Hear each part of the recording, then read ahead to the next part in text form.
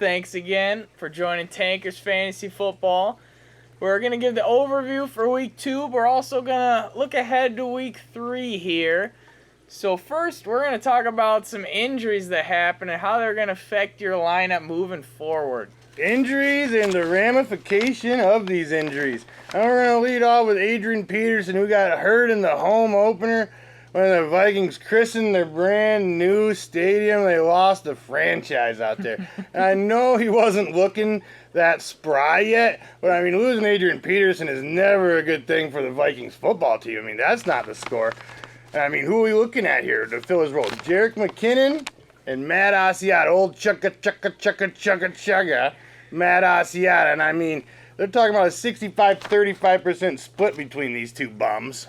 I think Asiata, he's your guy that if you're looking for touchdown upside, he's probably got a much better chance. He's their short yardage goal line kind of guy. But I think McKinnon, I think he can get you some PPR value depending on how long Peterson's out. But neither one of them really looked that great after Peterson went out. And even Peterson was looking bad to start the season behind this offensive line. Oh, it's a clear wait and see in my eyes. A clear wait and see. I mean, you can't. I mean, I know if it's desolation for you out there, you're running back 2, and you've had Peterson, you got nobody else behind him, and you got McKinnon to handcuff him, and you have to play him out there against those Panthers.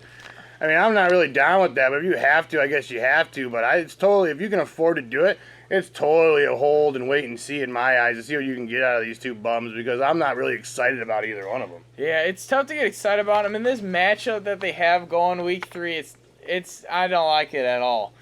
And you're going to see a continuing pattern here with these running back injuries. Oh, they're dropping like flies out there. I mean, it's like the running back Armageddon of last year all over again. I thought we had seen the worst, but I don't know. This year's getting pretty rough.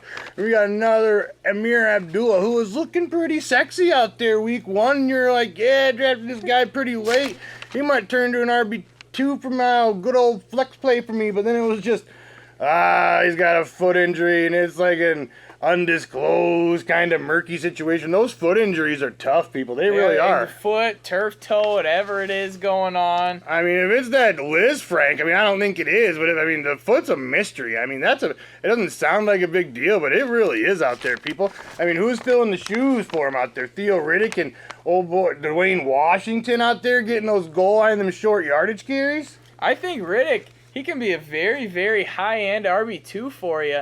He was putting up 20 points with Abdullah doing work too. So I think Riddick's obviously going to get the catches. He might lose some, goal line touches. Dwayne Washington's going to be that goal line bag. But I think Riddick can be a very, very solid RB2, especially with Abdullah out. I mean, Riddick didn't really go out there and perform for you in Week 2 after Abdullah went down, but let's talk about how the Tennessee Titan defense might be better than we thought it was. I mean, they look very respectable, in Weeks 1 and 2 out there, just shutting people down. I mean, they shut down Adrian Peterson Week 1, went out there and just shut him down cold, and then they just totally shut down the Lions last week. I mean, how many points did the Lions even score last week? Yeah, not even their run game. The passing, too. There was just very little attack from Matt Stafford. Might be pretty stiff. I mean, I think Theo Riddick, with Abdullah out, I think Theo Riddick's floor is like 4 receptions a week. I really do. 80 balls last year, and we thought, he won't see that again. He just might. I mean, if Abdullah misses a considerable amount of time, Theo Riddick could be your serious boy. Your boy out there, your RB2 or flex play. I mean, he really could. I mean, there's no if you're going to say who's going to get 15 points, I think Theo Riddick's your boy. He's not really a touchdown hog. I think it's Dwayne Washington. If you can still out there and go get Dwayne Washington, you might as well pick him up off waivers. If he's available on waivers, you can get him on the cheap. If anybody's going to go out there and maybe steal the show and get like 10 to 15 touches a week and get all that goal line work, I think it's Dwayne Washington. If the Lions can somehow have a late game lead, which I think it's kind of hard for them to do, but if they do, he's going to be that salt away the game back. They're going to try to run him down your throat. I think he's like 6'1", 230 out there. He's a big hoss. Another running back. We all knew this was going to happen eventually. But I don't know if one of us truly believe it happened Week 2. But Arian Foster's got a soft tissue injury. Him and his damn soft tissues. This one's a groin, and they're out there speculating. They feel confident in his week one. I think that's They smoking. don't. No, they don't. They really don't. And I think that's completely smoke and mirrors. I think that's just to kind of throw. I mean, I don't know. You're throwing the Cleveland Browns off their game plan. I mean, I guess that's what you got to do.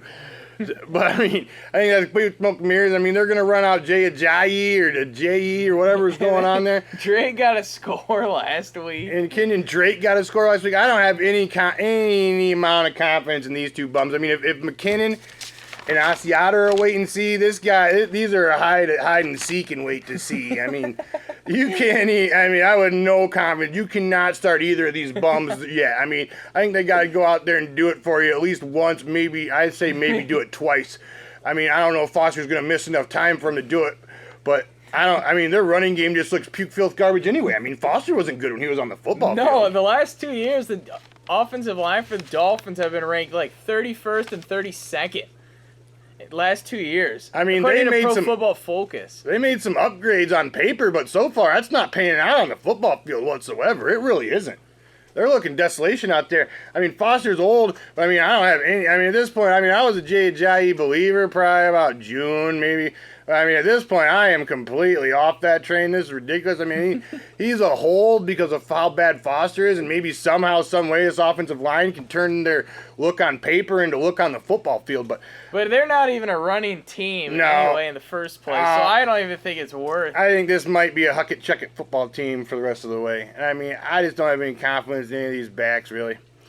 Well, another running back that's done for the year, Danny Woodhead, tearing his ACL. Very sneaky guy, very sneaky RB1 guy last year and off to a good start this year.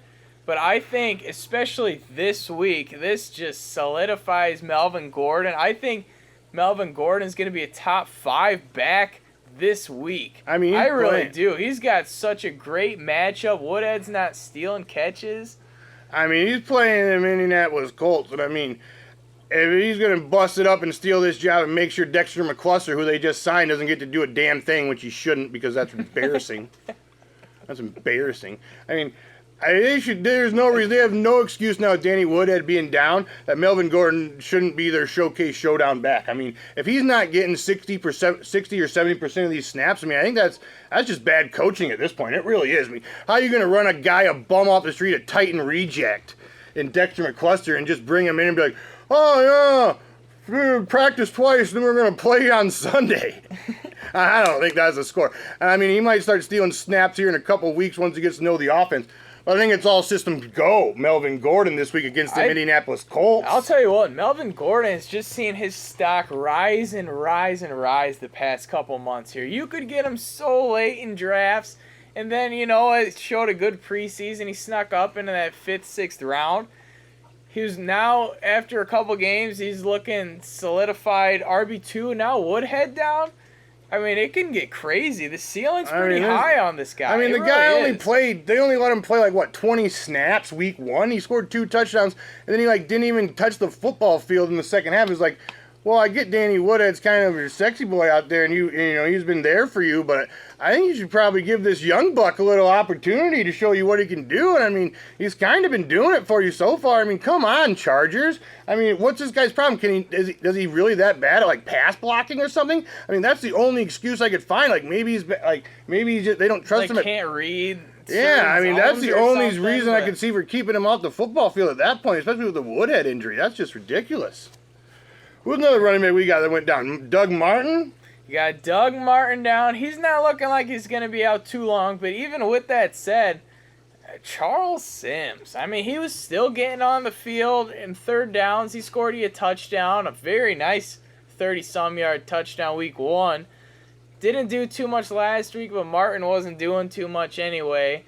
But this is a guy I really think you can plug him in as an RB2 this week. I mean, the Los Angeles Rams went out there and played good football last week for their hometown and their opener.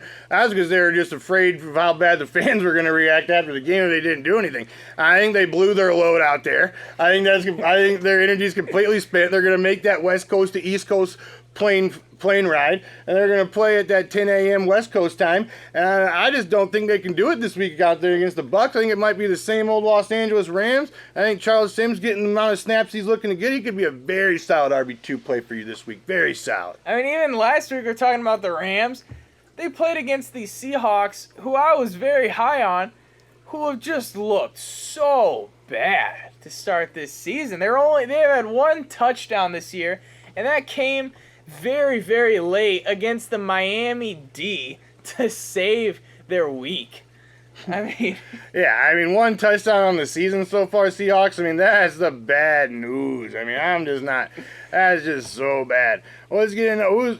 Let's talk about a running back that's getting back in there. Getting back in there. Let's go Jamal Charles. And they're saying Jamal Charles is going to make his season debut week 3. I mean, I think you got to temper expectations, and I think the only way you start him this week is if you have, like, no other choice. It's so bad for you. You've been drowning without him because you drafted him so high because you drafted him, like, mid-August or something. And it's just so bad for you. But other than that, I mean, I think this is a total wait and see. I think he might slide in for the Charkandrick West role for at least 1 or 2 weeks. And I mean, I'm afraid it might extend longer than that. I really am. There's been some reports that if Spencer Ware keeps it up, that he can take over as the RB1 there besides Jamal Charles' health. Now, week 2 obviously took a big hit to his stock there. But you never know. I mean, Jamal Charles, he's almost 30. He's had 2 ACL injuries. I think they're really going to ease him in there, and I really can't see plugging him in this week unless you're absolutely dying out I'd say there. temper your expectations. I'd say 8 to 10 touches this week. Yeah, I really do. I was going to say 10 touches. I really do. 8 to 10 touches this week. I mean, if he goes out there and touches the ball 15 times, I will be very, very, very surprised. I mean, it might take him 2 to 3 weeks. I mean, if he does take over this backfield, and he could, he is Jamal Charles after all. I mean, he could turn into turn into down the road, but I think we're looking at week 5 or 6 before that starts happening at the very earliest. All right, let's go to your boy, Gronkowski. What is happening out there? I mean, it was like talking about a lower leg injury. He's fine. All of a sudden, he's missed weeks 1 and 2. And I mean, my goodness, even when I dream of you, the sweetest dream will never do, but I miss you, Gronky. I miss you, baby. And I just don't know when it's going to come back, and I am in no way confident that it's going to be this week on the short week playing on that Thursday game. I don't think he's... I really don't think he's going to be there before Tom Brady gets back in week 5. They're 2-0 without him. Obviously, he was not going to be back the short week against the Texans. I can't see that happening. He's got hopes for week 4 because he's got that long, that 10-day break between the Thursday game and his week 4 Sunday game. Or I'm not even sure. Maybe it's a Monday game. I'm not sure. But he's got at least a 10-day break. And, I mean, that's his only chance. I don't think there's any way, shape, or form he goes out there and plays for you week 3 against the Texans on Thursday night. I really don't. Especially with that rookie. They're chucking another rookie quarterback out there with Garoppolo out. I mean, I think it's going to be bad news this week. I really do. I think that the Patriots are going to lose the first game of the year. Oh yeah, I took the Texans in a pick'em league just the other night. I feel really, pretty confident in it myself. All right, let's get into some guys that have been kind of your party boys. Like them guys you drafted late in the 9th, 10th, maybe even a little bit later rounds. And they've turned into your serious sexy train out there. I mean, you're feeling good about these guys. Like, you're writing them down until further notice. I mean, we're going to give you the guys that I feel like can continue for the whole season first. And then we're going to give you some guys that I think might be a little bit, I have a little problems over there, but I think we might give you some guys that are just a little smoke and mirrors, and I think you should ride them high as long as they're lasting, but until then you got to, or maybe you should even sell high on some of these bums that we're going to get to.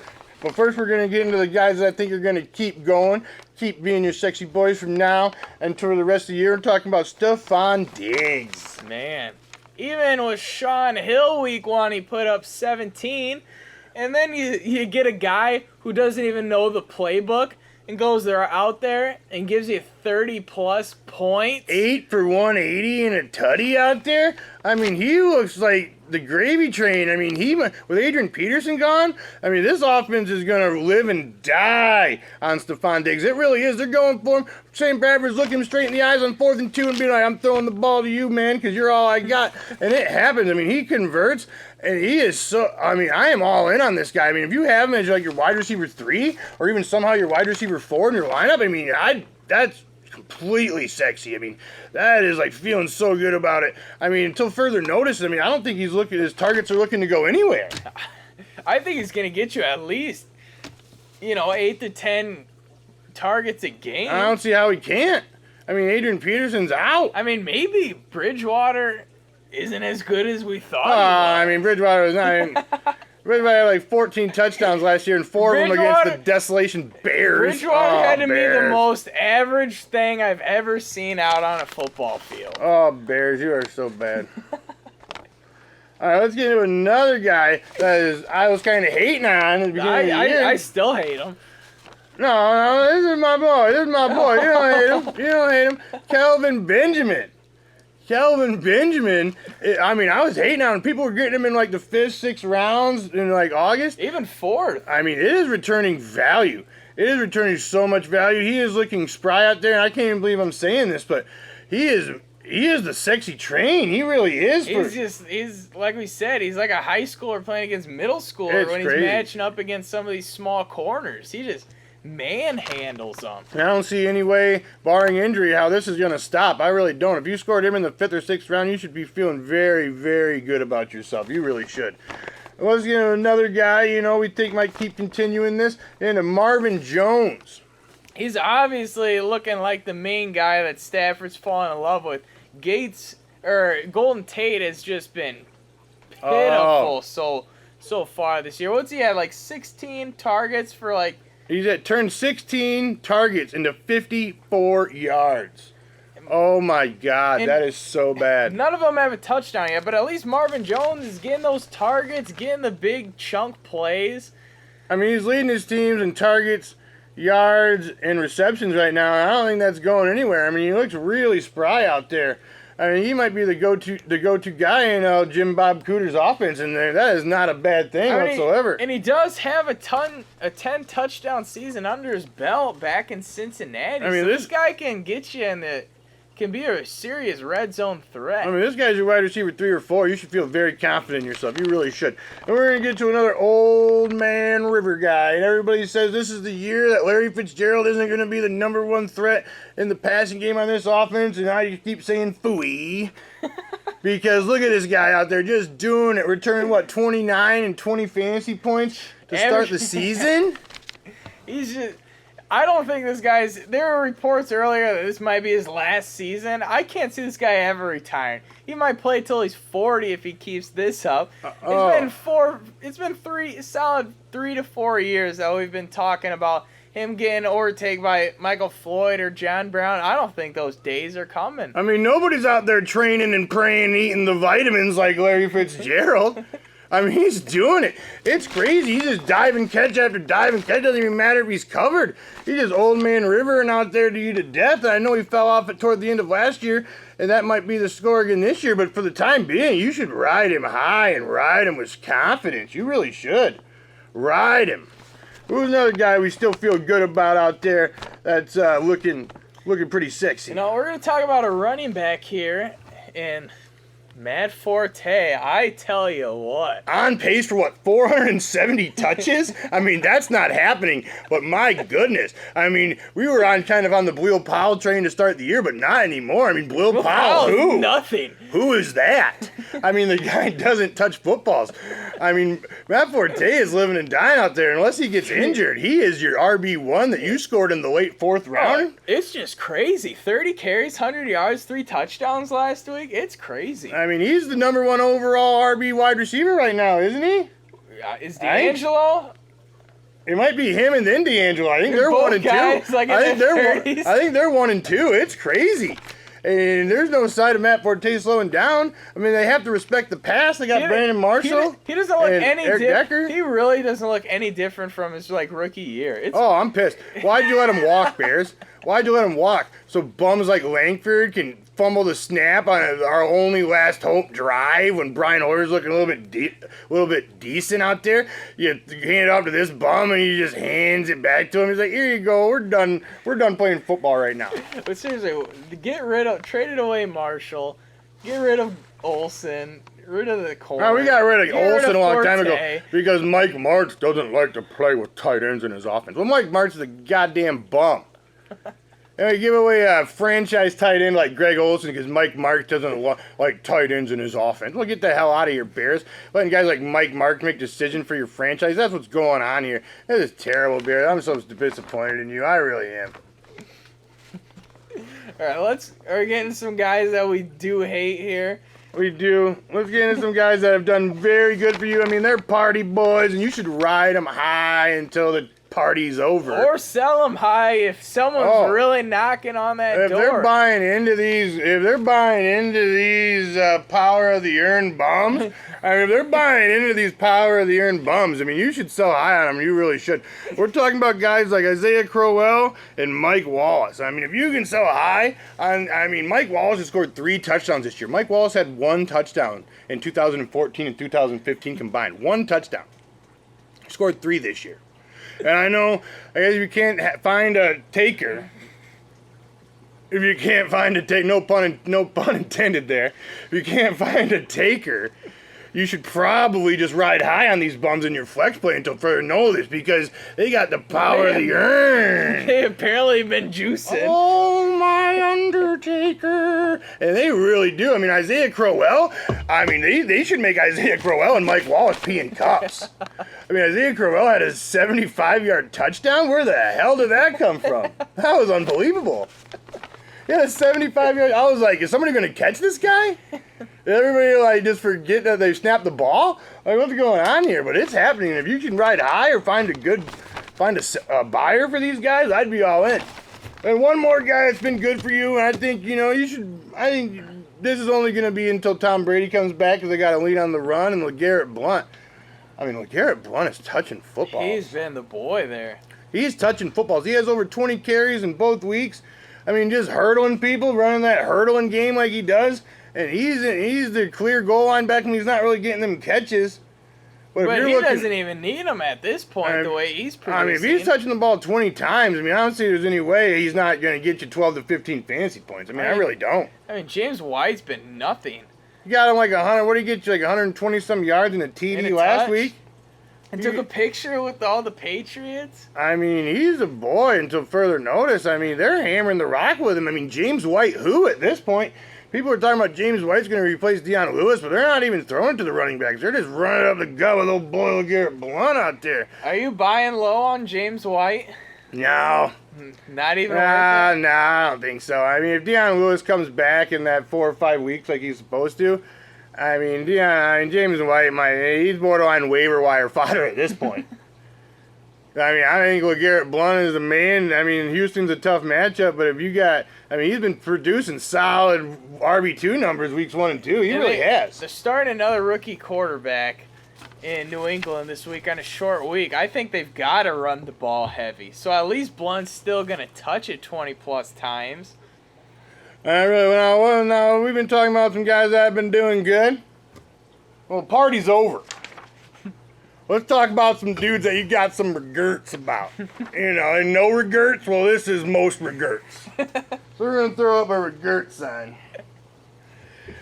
Oh, we're going to start with my guy who I just loved at the beginning of the season, Sammy Watkins. I don't know if it's his foot holding him back, but the man only has 60 catches for 60 yards in the first 2 weeks. He was only behind Allen Robinson last year in points per catch. I mean, this guy was doing it in limited action, but again, it's the injury bug. I mean, they fired their offensive coordinator. I think that was kind of a scapegoat situation.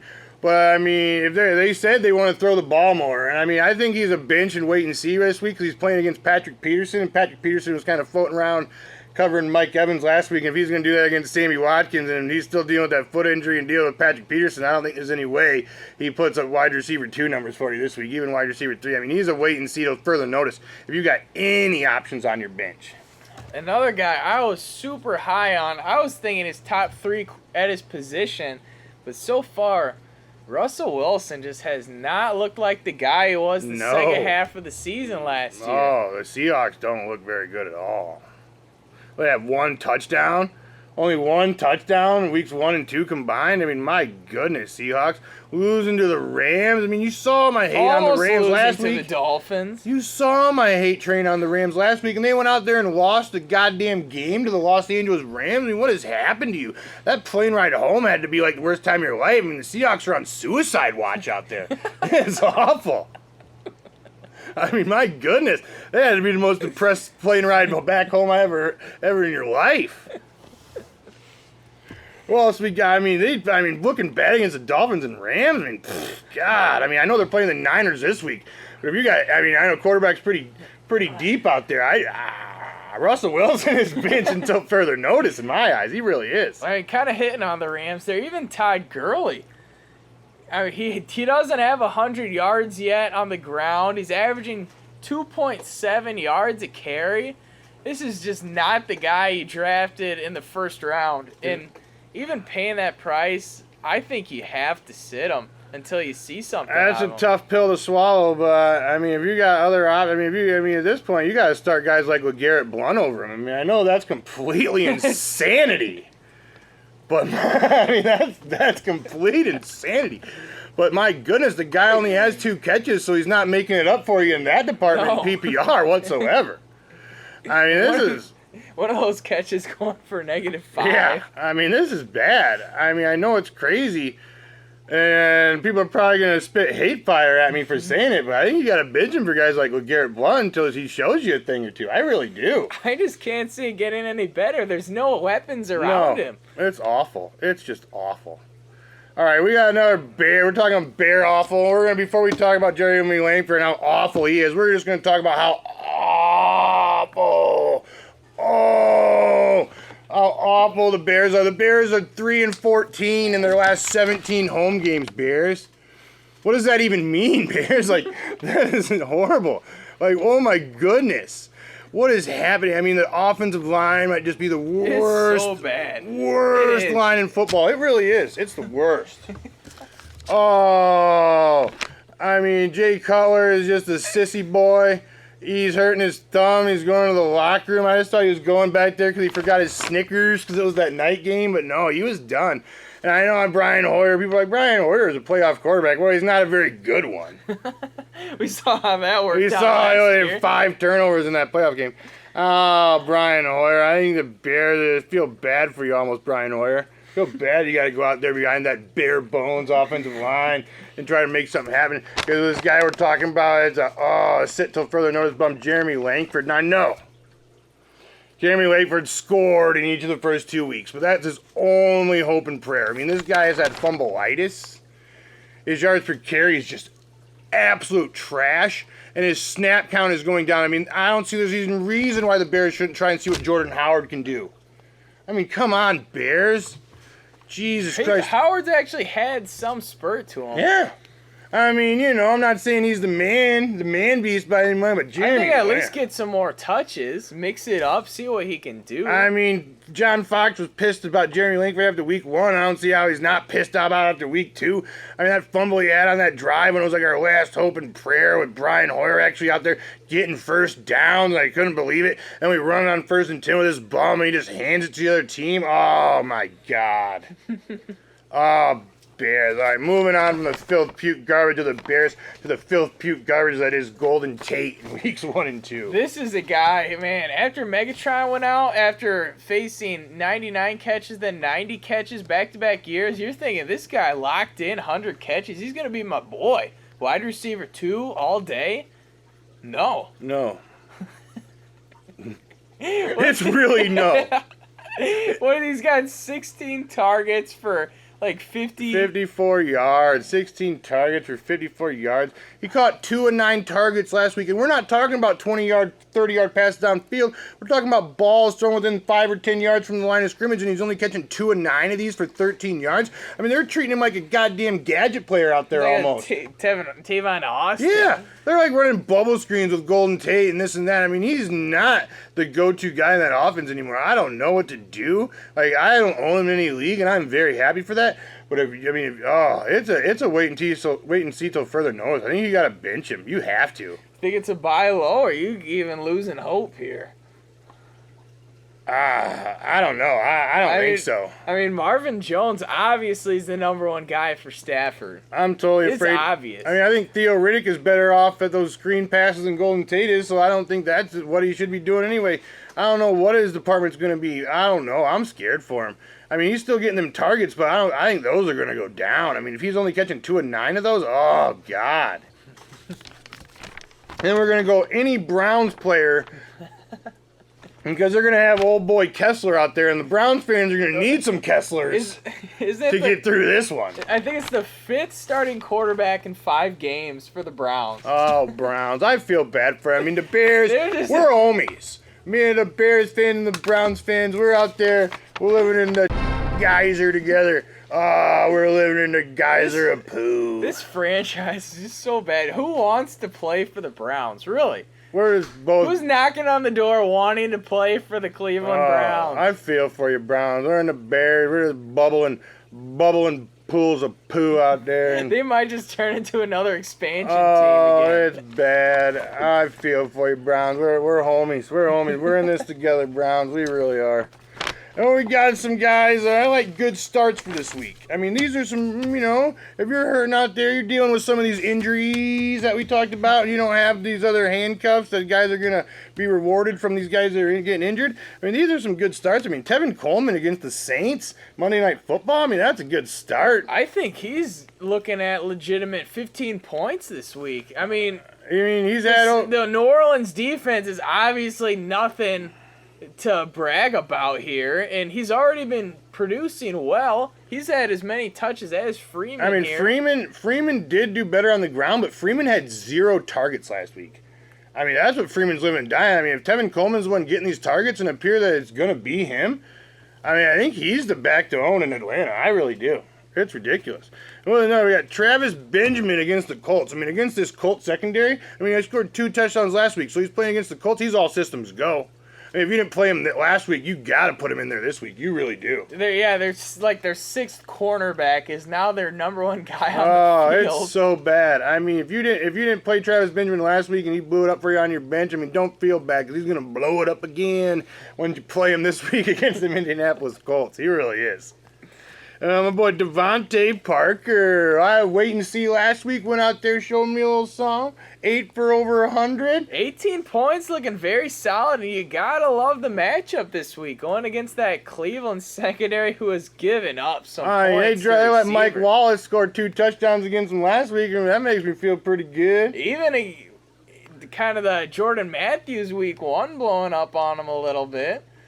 Yeah, I mean, the secondary is just like, They're coughing up. I mean, Aguilar scored against them week 1. Jordan Matthews had a huge game against week 1. I mean, Devontae Parker went out there and caught 8 for over 100 against the Patriots. I mean, I think he's a very, very good flex option going out there this week. I think the wait and see proved that he had some talent and you believed in him. 100-yard games right off the bench, putting his pads on.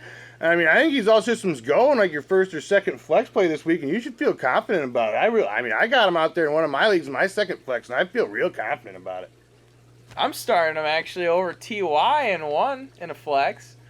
Oh, so ultimate! Look at that confidence. That's reaping a confidence. Starting him over BOOTY out there. I mean, that's doing it for you. Then we got Sterling Shepard. I mean, playing against those Washington racial slurs. I mean, they're not very good. I mean, I think... And they got the rookie guard in them who apparently can only give up touchdowns. I think Norman will... I really feel like... I mean, I know he has been doing this, but I think he will shadow Odell Beckham Jr. They got like a little... They got some history. They got a history. I think he'll enjoy being in one-on-one all game, and if that's the case, I mean, look out for Sterling Shepard. I mean, he's done good the first 2 weeks. Got a touchdown week 1. Went out there and caught... What did he get you? 8 for like... 117 or something last week. I mean, he's doing it out there. I mean, Victor Cruz even did good. And I was like, oh, and I look at the stat line, and Sterling Shepard had a quiet 8 for 117 game. And I was like, that's my boy. And we're going to go 1 quarterback. I usually don't go, like, value start quarterbacks this week. But Marcus Mariota against that Raider defense who is just bleeding points. Vomiting. I mean, I know Breeze and Matt Ryan might be a little bit better than Marcus Mariota. I mean, especially Breeze. I'm not really sold on Matt Ryan. I think he's still a bum. But they're just bleeding points out there. I mean, my goodness, they've given up like 8 touchdowns combined, the 2 quarterbacks, weeks 1 and 2. And I mean, you starting Mariota over Russell Wilson? Oh, yeah. Oh, you got to. You have to, especially in this plus matchup like this. I don't see this anywhere. I mean, I know the Niners aren't nothing special, but Russell Wilson has looked dirt awful. And he might even be missing his number 1 target, in Doug Baldwin, with the back spasms out there. I mean, if he's missing Doug Baldwin, I don't know. I just don't know. I know Doug Baldwin is not show-stopping, but, I mean, he's their clear-cut number 1 go-to guy there. And Marcus Mariota isn't the man-beast, but against that Raider D, I think you can write him down for 2 touchdowns. I really do. And the Seahawks have only scored 1 touchdown in the first weeks 1 and 2 combined. And one other, I'm going to give you a bonus one, and this sounds crazy, but I'm going to say Julian Edelman, because he is the backup quarterback for the Patriots. And they didn't bring it. They're pushing Garoppolo to start, though. They're like putting things in his ear about Tom Brady would start. You gotta be like Tom Brady. Tom Brady would start. And here's old boy Jimmy Garoppolo can't even lift his arm. He's like, okay, coach. You know he's gonna go out there and give it a try. But they're like it's like a peer pressure fest over there in New England right now. But how crazy would that be if you got Edelman, starts out the game at receiver, gets you 10 points. Second half, quarterback goes down. Throws for a touchdown and a couple 100 yards. Oh, I mean, if somehow you get that magic chain out there, I mean, it can happen. He's listed as the backup. That's crazy. That's completely insane. But if that happens, dude, that's fantasy gold. It is. It is. Especially in leagues that have like higher quarterback scoring. All right, we're gonna give you a couple other. We're gonna give you a couple games here that if you're kind of hurting, you don't know who to play. We got Chargers and Colts and Falcons and Saints should be major shootouts this week. I really do.